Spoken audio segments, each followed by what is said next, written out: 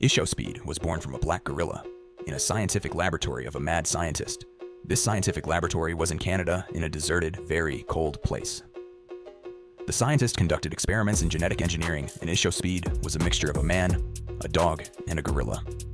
The child had black fur, although he looked like a man. The black gorilla took care of the child, but in a solitary confinement cell for experiments, she and the child were extremely lonely and bored. And their room had a window to the street, and they wanted to understand what was outside this room. And one day, when the scientist forgot to close the door completely, the gorilla and Ishowspeed escaped. When they ran out of the door, an infrared beam detected them, and the alarm went off.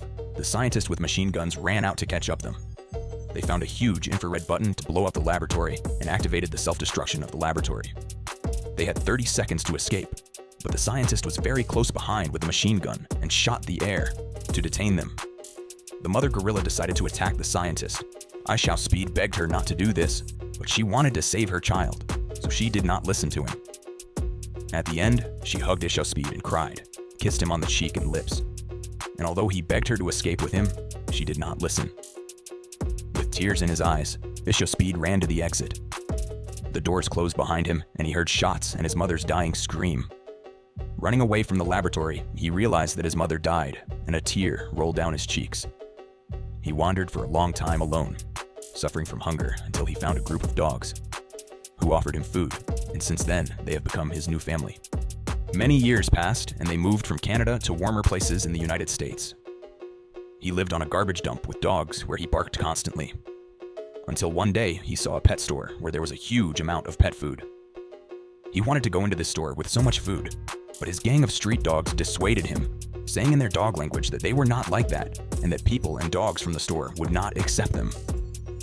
But his desire was stronger, and despite what the other dogs thought, he still decided to go to the store. But before he went, they warned him that if he went to the store, they would not accept him back. Despite this, he went to the store. When he tried to steal the food that was in the dog bowl for dogs, he was hit with a broom by the saleswoman, saying that he had to pay, but Ishowspeed had no money, and he did not understand what she was saying. And saleswoman started shooting at him with a shotgun, but he still managed to steal some dog food from a bowl that was in the store, and ran away. Now he was alone again, dying of hunger, but now, hunger forced him to think.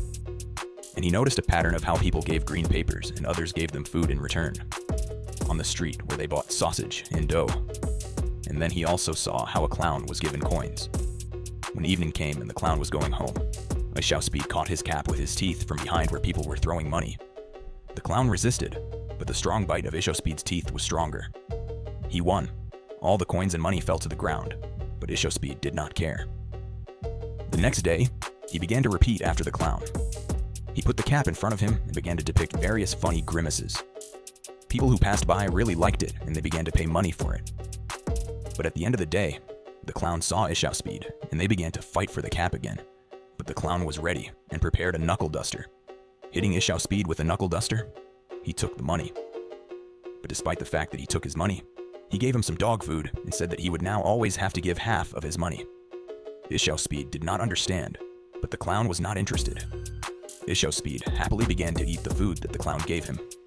Ishowspeed the next day, Ishowspeed came out and began to perform. Now the clown became his pimp and sat on a chair behind Ishowspeed. But that day, P. Diddy came across his performance and realized that this guy had potential. He took him with him, and when the clown who was standing next to him began to be indignant, he simply took $50,000 in cash out of his pants, and the clown happily shook his hand and left. P. Diddy taught the guy a minimum of human speech. The way people sit at the table. P. Diddy did everything to make the guy look like an ordinary person, even cut his furry, which was constantly growing. About 2 years passed, and Ishowspeed began to look like a human. Then P. Diddy installed his computer, turned on the stream, and that's how Ishowspeed became a worldwide star.